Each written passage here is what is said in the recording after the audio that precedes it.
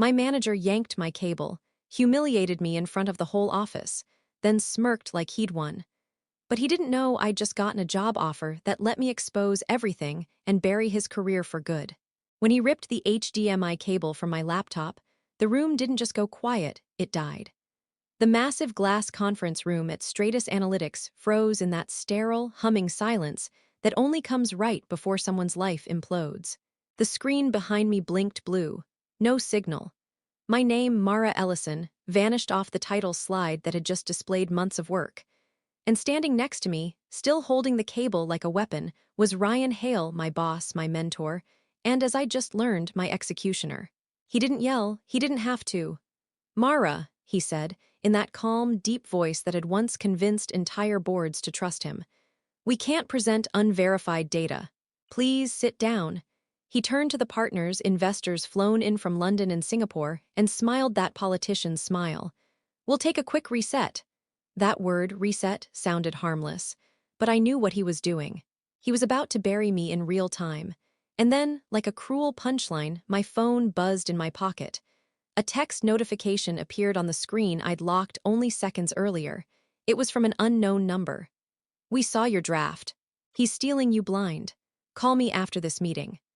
I didn't recognize the initials then, but later, I would learn they belonged to Isla Hartwell, director of a rival firm who'd been watching Stratus's miraculous analytics boom and quietly tracking my fingerprints on all of it.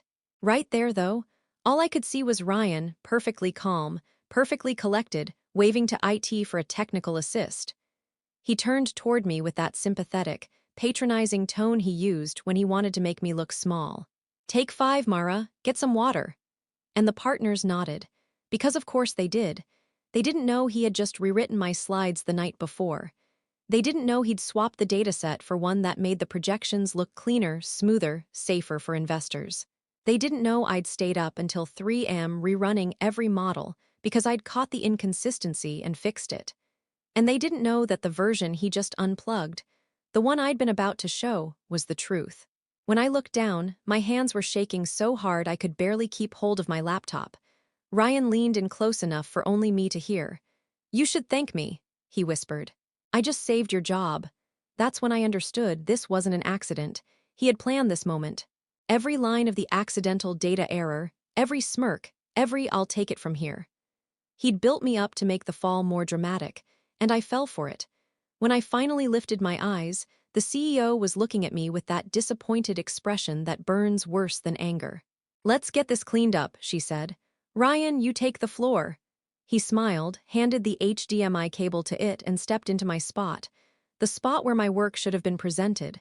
The screen blinked. A new deck loaded his version. Title slide, the Hale Predictive Index, developed by Ryan Hale with contributions from M. Ellison. Contributions. That word landed like a knife. I felt the blood drain from my face. He wasn't just stealing credit, he was stealing authorship. He was rewriting the record in real time, and no one was stopping him. And then, as the partners leaned forward, Ryan began to speak. Smooth, confident, all lies. But I didn't hear him, because my phone buzzed again, one more message lighting up the screen. "If you want the truth to survive, back everything up. Tonight, before he wipes it." That was the moment I realized this wasn't just about humiliation. This was a setup, a full-scale data heist with me framed as the incompetent analyst who'd lost control. I looked at Ryan's reflection in the blue-tinted glass wall. He was smiling. And I made myself a promise, right there in that freezing, humming silence. He might have unplugged me today, but I was going to make sure he'd never plug in again. When I joined Stratus Analytics 7 years ago, I wasn't supposed to be noticed. That was the whole point. Quiet competence was safer than ambition. I was 24, fresh out of grad school, drowning in student loans, and grateful for a cubicle. Stratus wasn't flashy, just one of those mid-sized data firms that powered bigger companies behind the scenes. I loved it. The clean math, the logic, the thrill of patterns hiding inside chaos. And that's where I met Ryan Hale. He was the golden boy of Stratus. Mid-30s, tall, calm, with a voice that made even nonsense sound visionary. He'd started in marketing, but somehow ended up leading the data intelligence division. His charm was like a drug, the kind that made everyone believe they were in on something special when really, They were being managed. He noticed me early on. "You see things others don't," he'd said once, after I'd corrected a predictive churn model that the senior analysts had been wrestling with for weeks. "That kind of insight can make you invaluable." I thought it was praise. It was actually a test. For years, I worked quietly under him, building better algorithms, running cleaner data, tightening models that other teams used to impress clients. He'd stroll into meetings with my findings printed in slick binders, his name bolded on the first page, mine buried in the appendix. "Mara, I'll handle the presentation," he'd say, flashing that easy smile. "We don't want to overwhelm them with details." He was protecting me, he said, helping me focus on the work. And I believed him, because I didn't care about credit. I cared about accuracy. That's what made me dangerous. The small thefts started 3 years in. A client report I'd written alone suddenly became co-authored. My code snippets started appearing in presentations I hadn't been invited to. Then, one day, my internal training document on anomaly detection was uploaded to Stratus's public repository, with Ryan listed as the creator. I confronted him. Softly, carefully. "Hey, I think the attribution on that file got mixed up," I said, trying to sound casual. He didn't even look up from his phone. "Everything we build here belongs to Stratus, Mara. Attribution's a vanity problem." He said it like a joke, but his eyes told me it wasn't. After that, I started saving everything. Every project file, every login timestamp, every draft that carried my metadata. I created private archives on an encrypted drive under a fake folder name, Performance Reviews. It wasn't revenge. It was insurance. Then came the night that changed everything, the Solera account crisis. The data feed for one of our biggest retail clients crashed mid-quarter. We were looking at a multi-million-dollar penalty. The alerts went off at 1:42 am. I was the only one awake enough to respond. It took me 2 hours to rebuild the entire framework manually. I remember sitting at my kitchen table, eyes burning, fingers shaking as I typed commands into the server. When I finally got the data stream back online, I didn't even tell Ryan. I just filed the fix in the ticketing system and went to bed. The next morning, Stratus got a glowing email from Solera's CEO thanking Ryan Hale for his heroic overnight work. He replied all. Just part of the Stratus commitment. He didn't even mention my name. That was the moment I realized something simple and brutal. Ryan wasn't just stealing my work, he was rewriting the company's reality. And the company was letting him. People like Ryan thrive in silence. The engineers stayed quiet because they needed his approval for budget. The analysts stayed quiet because they'd seen what happened when someone questioned him. They disappeared. I told myself it didn't matter, that my reputation inside the numbers spoke louder than any slide deck or title. But then, 6 months ago, I built something that changed everything. A new behavioral prediction model for Zephyr Logistics, one of our biggest accounts. 98% accuracy, fully auditable. My code, my architecture, it was supposed to launch under my name. Instead, Ryan renamed it the Hale Predictive Index. And that's where the unraveling began. Because when he stole that model, he didn't just steal credit, he stole data. He altered numbers to make his projections look safer, knowing investors would never check the math. That's when Isla Hartwell, the woman who'd texted me that day in the conference room, noticed something off. She ran her own audit, found the inconsistencies, and realized what Ryan was doing. While I was being erased inside Stratus, someone outside had started watching, tracking the anomalies, following the trail of fingerprints, mine and his. And none of us knew yet that the truth inside those logs was about to detonate both of our careers. By the time fall came around, I'd learned to measure my days not in hours, but in humiliations. Ryan had a new phrase he used in meetings now: "Let's not get lost in the weeds." That was his cue to cut me off mid-sentence. Everyone would chuckle politely. I'd smile like it didn't sting. But each time I felt something inside me go quieter. Then came the Zephyr audit. A 3% anomaly. That was all. 3 tiny percentage points in projected client retention, so small most people would have called it noise. But my model was designed to catch noise. It predicted behavior down to the decimal. So, when I saw that number, I knew something had been tampered with. I pulled the logs. My final, verified file had been uploaded at 8:47 am. But the version sent to the client was modified at 10:22 am. I ran a comparison. It was my code, except for one module. Someone had manually overwritten the key variable that defined the client churn curve. Not corrupted rewritten, by hand. The credentials on the modification? R. Hale. He hadn't just plagiarized me anymore. He'd committed data fraud. And he'd done it using my architecture. I stared at the screen for a long time, my coffee going cold beside me. It felt surreal, like I was watching a version of my work I didn't recognize, my name still attached, my trust weaponized. He'd turned me into an accomplice. The next morning, he called me into his office. The tone was all wrong, too cheerful. "Mara, we're getting incredible traction on the Zephyr account. You're a big part of that." His words were sugar, his eyes were razor blades. "Thanks," I said carefully. "Though I did notice a few discrepancies in the final data you sent out." He leaned back, smiling like a teacher amused by a child. "Discrepancies are subjective, Mara. Clients pay for confidence, not caveats." He said it like it was business common sense. "So, you changed my numbers?" I asked. "I adjusted them," he said. "You're brilliant with models, but you don't understand the optics yet. You'll get there." That was when I realized he'd stopped seeing me as a threat. He thought I was already beaten, too scared, too compliant. And maybe I would have been. But that night, when I opened my laptop, I saw something I hadn't expected. A private message, request on LinkedIn from Isla Hartwell, the director who'd texted me that day in the glass room. "I've been monitoring Stratus's public-facing analytics. The data quality shifted dramatically about 18 months ago, right when your name started appearing in backend commit logs. Then it degraded again recently. I think I know why. Call me." I didn't reply. But I didn't delete it either. Because while I sat there in my dark apartment, surrounded by takeout boxes and glowing spreadsheets, something became clear. If she could see it, others could too. Ryan's fingerprints weren't as invisible as he thought.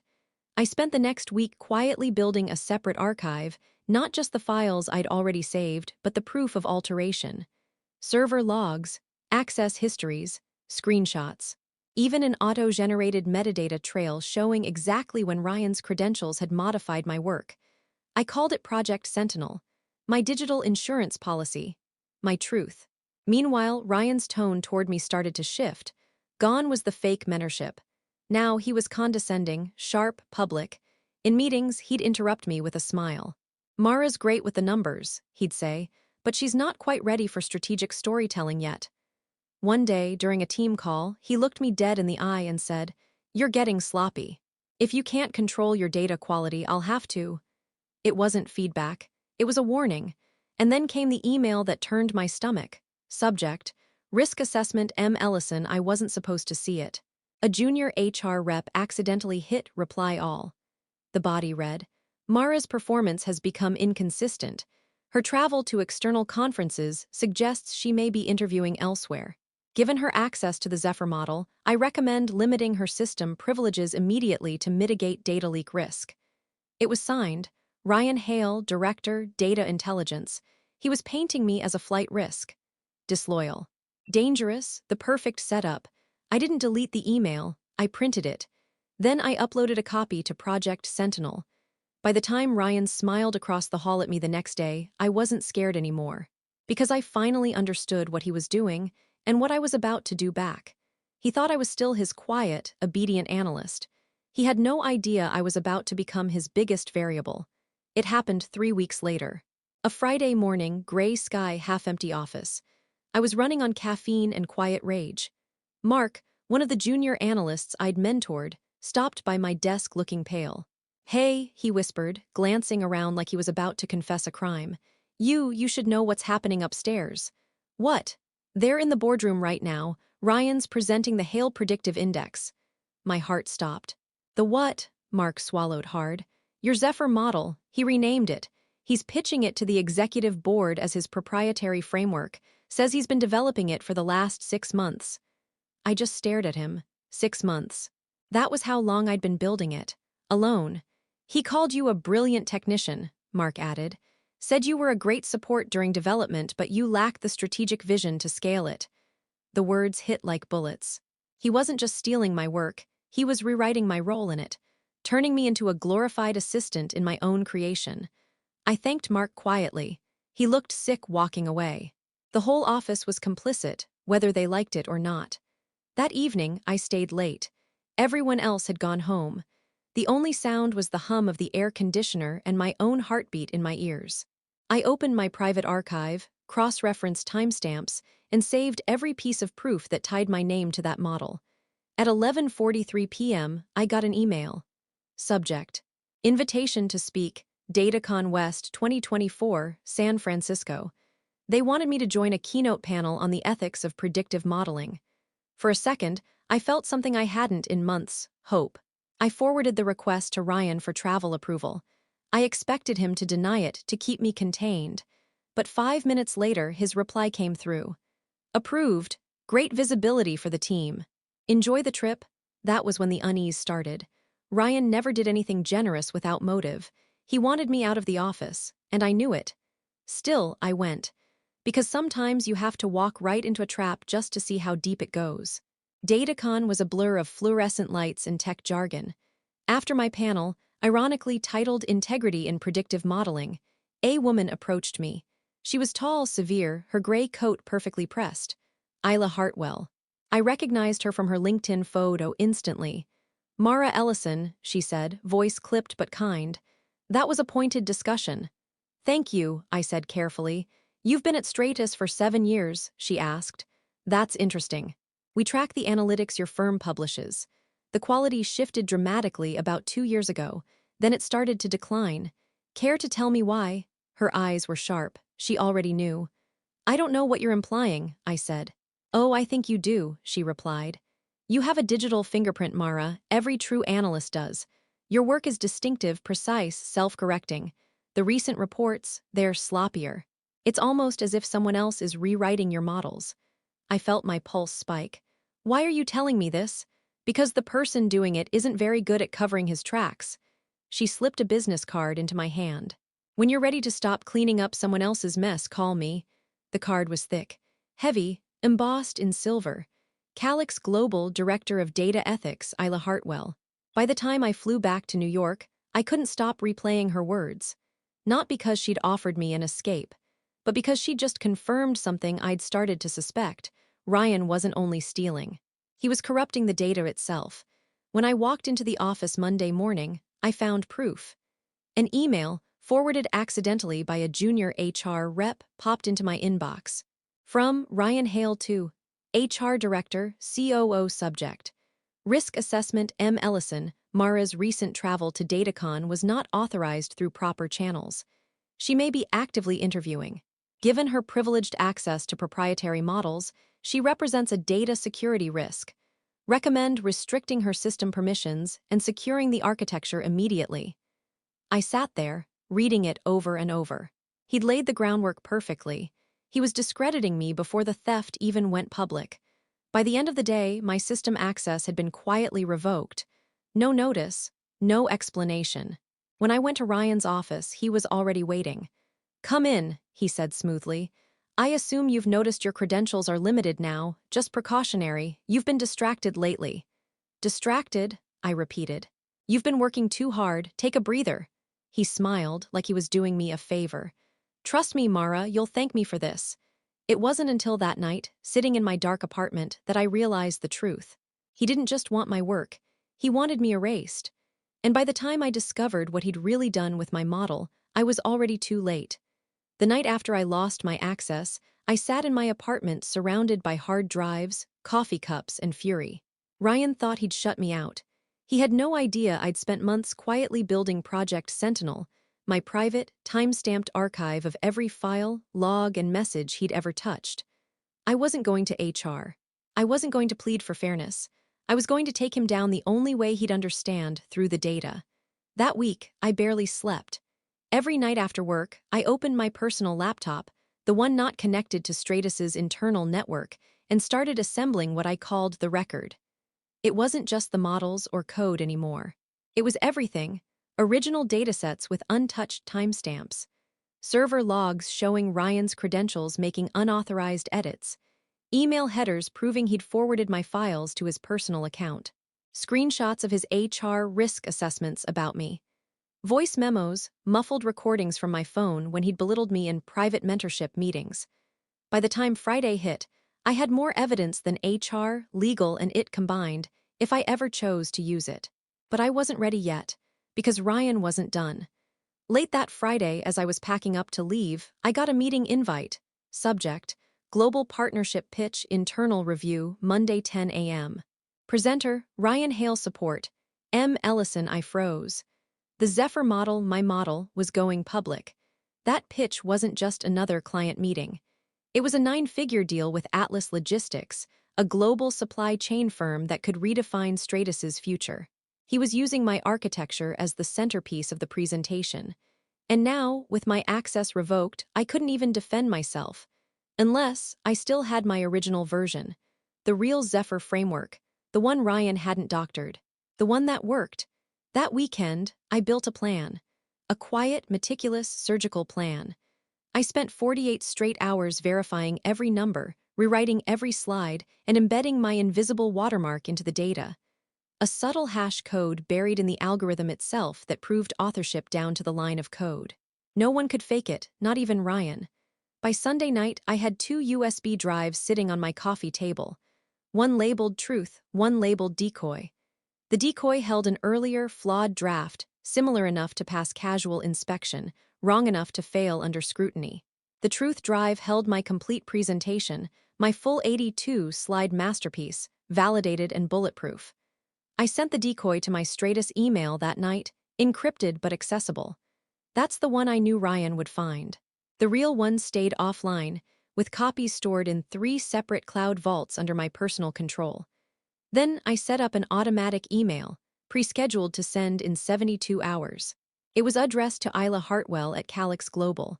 The subject line was simple: "If this reaches you, I've been erased." The message contained one line: "Check the metadata on Zephyr," and attached was the truth version. That was my insurance policy. If Ryan tried to bury me completely, the proof would surface on its own. Sunday at midnight, my phone buzzed. A text from Sarah in marketing, one of the only people who still dared to talk to me. "He's rehearsing your pitch right now. I saw the deck. He swapped your name for his again. Don't let him sit next to you tomorrow. He'll try to control the screen." I stared at her message until my vision blurred. Then I wrote back, "Thanks. But I'm not stopping him. Not yet." Because I finally understood something crucial. If I confronted him early, it'd look like paranoia. But if I let him go through with it, if I let him stand in front of the CEO and the partners with my stolen data, and then exposed him live, that would be undeniable. That would end him, so I prepared. I packed my laptop, my USB drives, my nerve. I rehearsed my presentation to an empty living room until dawn, whispering each word until it felt like a confession. I didn't care if I got fired. I didn't care if I burned the whole building down with me. By Monday, everyone in that room was going to know whose data they were standing on. Ryan thought he'd unplugged me. But tomorrow, I was going to plug him straight into the truth and watch him short-circuit. The morning of the pitch, I barely felt human. I hadn't slept, hadn't eaten. The city outside looked washed out. Gray sky, cold light, the kind of weather that makes everything feel like foreshadowing. I got to Stratus an hour early. The boardroom was already set. 12 executives, 6 global partners dialing in from 3 continents. The kind of audience careers are built or destroyed on. Ryan was already there, standing at the front like he'd been born in that spotlight. He wore a navy suit and that same salesman's smile that never reached his eyes. "Morning, Mara," he said smoothly. "Everything ready?" "I've got the final validated version on my laptop," I replied, keeping my tone even. He tilted his head. "Oh, no need, I've already loaded it up. Your draft worked fine after all." I froze. "You what?" He gestured to the giant monitor at the end of the table. My deck was already on screen, but the title slide made my stomach twist. The Hale Predictive Index developed by Ryan Hale. Research support, M. Ellison. He'd done it again, and this time in front of everyone. I looked at the clock. 9:59 a.m. The CEO walked in. The partners settled. The presentation began.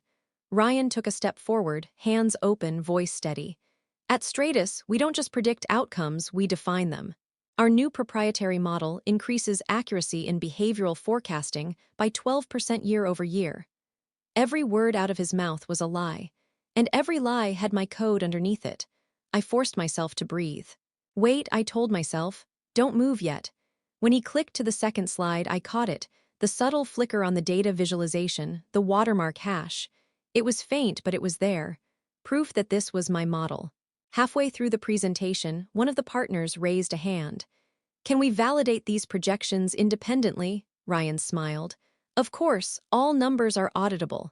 He was bluffing. The doctored version couldn't survive an audit. It would collapse the moment someone ran the validation module I'd built. I looked down at my phone, one text message from Isla Hartwell. We're watching. My pulse spiked.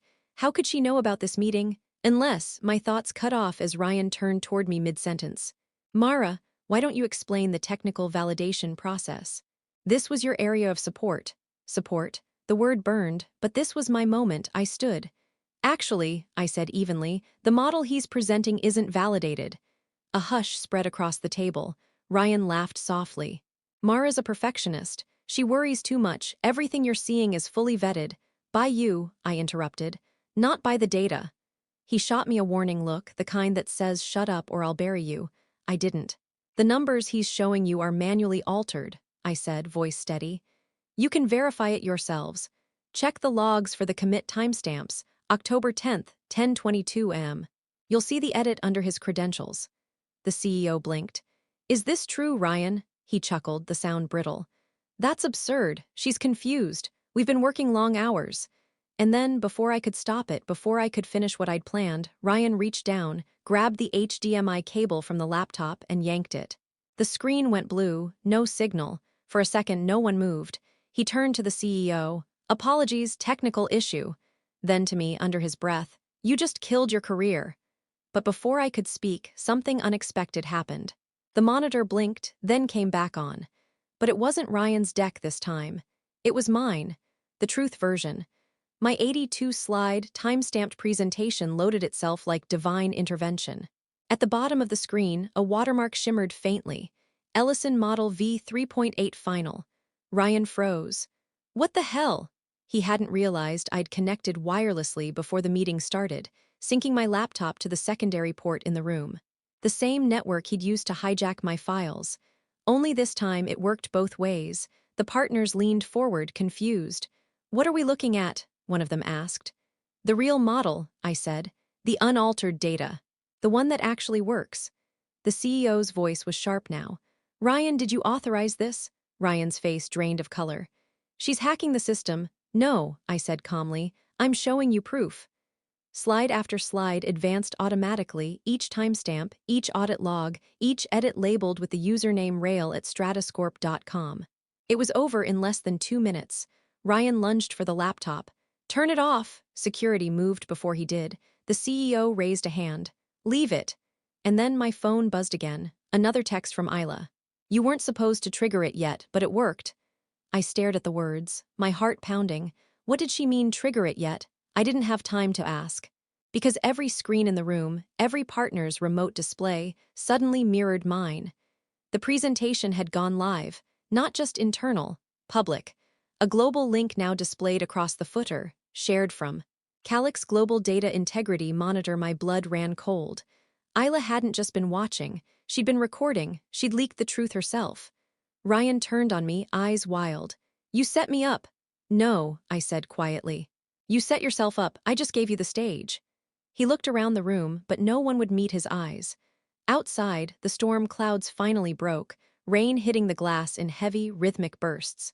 And inside that boardroom, something in Ryan Hale finally cracked. He whispered, You think you've won? I stared back. No, I just stopped losing. But I had no idea yet that Isla's leak had ignited something far bigger than my revenge. That what she'd uploaded to the world wasn't just proof of fraud, it was evidence of a cover-up that reached far beyond Ryan. The storm didn't stop for 2 days. By then, Stratus Analytics was on fire, figuratively, but close enough. The board had locked down communications, clients were calling hourly, and half the staff had been told to work remotely until further notice. I didn't sleep, not because of guilt, because of dread. The leak had gone viral in less than an hour. Every major data outlet had picked it up. My name was all over the reports as the whistleblower who'd exposed the Hale fraud. But there was something wrong. The public document Calix Global had released, Isla's Data Integrity Report, contained sections I hadn't written. Whole paragraphs of internal projections that weren't mine. Numbers I'd never seen. Even phrases that echoed my structure, but not my voice. I knew my own data like I knew my own pulse, and something about it was off. When I tried to contact Isla, she didn't pick up. She texted me instead. "Stay quiet for now. The more they panic, the better for both of us." Both of us. That was the first time it occurred to me that I might not be the only one who'd been used. 3 days after the leak, Stratus's CEO called an emergency all hands over Zoom. Ryan wasn't there. He'd been placed on indefinite leave. But the tension in her voice said more than the press release did. "Effective immediately," she said, "Stratus Analytics will cooperate with external auditors to ensure transparency. We are also investigating possible data breaches by third-party actors." Third-party actors. That meant Calix, and by extension me. After the meeting, I found a new email waiting in my inbox. No subject, no signature, just a single line. "You weren't his first." Attached was a single audio file, timestamped 2 years before I'd ever built the Zephyr model. I hesitated before pressing play. Then I heard Ryan's voice. Calm, confident, too familiar. "No, I told you to smooth the numbers. I don't care if it's not accurate. They need to see a clean curve or the investors will back out." Then another voice, older male, nervous. "But that's falsifying quarterly data," Ryan cut him off. "Then falsify it, or I'll find someone who will." Silence. Then a click. I sat frozen, listening to the rain pound against my apartment windows. The timestamp wasn't from any client dataset I'd ever touched. It was financial reporting. Ryan hadn't just doctored client data, he'd been falsifying Stratus's own performance metrics. And then it hit me like a cold knife. That's why he'd stolen my models. My algorithms didn't just predict churn or logistics flow, they detected statistical anomalies. They could reveal when data had been manipulated. He hadn't hijacked my work because he wanted credit. He'd hijacked it because he was trying to cover his own fraud. My math was the one thing in that company that could expose him. He wasn't sabotaging me, he was silencing me. I spent hours cross-referencing internal documents, old project folders, archived public datasets. Every time Ryan's name appeared in a major quarterly report, the numbers followed a pattern: too smooth, too perfect, too convenient. He'd been using falsified projections to inflate investor confidence for years, and Stratus's leadership had either missed it or ignored it. When I finally got Isla on the phone, her voice was flat. "I told you to stay quiet," she said. "Did you know?" I demanded. "Did you know what he was doing?" There was a long pause, then she sighed. "Of course I knew, Mara, that's why I came to you." My throat tightened. "You didn't come to me to help, you came to collect proof." She didn't deny it. Ryan's corruption was useful, but he was small. The real prize was Stratus. Their numbers were being used to manipulate an entire sector of the logistics market. The moment you exposed him, they'd collapse and Calix would absorb the fallout. My stomach turned. "So that's what this was. You weren't saving me. You were baiting him." "You were the only one who could get close enough," she said softly. "And you did, perfectly." I could hear her exhale like she was almost proud. "Don't think of it as betrayal, think of it as a clean reset." I laughed, quiet, bitter. "You used me to detonate my own company." "Your company was already rotten," Isla said. "I just gave you the match." I stared out the window at the city lights flickering through the rain. I had spent months preparing to destroy Ryan Hale, only to realize I'd been part of a larger execution. Stratus wasn't being punished for one man's fraud. It was being erased from the market by design. And I wasn't the avenger anymore. I was the weapon. The file I'd sent, the proof I'd thought was my salvation, was the final nail in Stratus's coffin. Ryan's fraud had been real, but so was Isla's manipulation.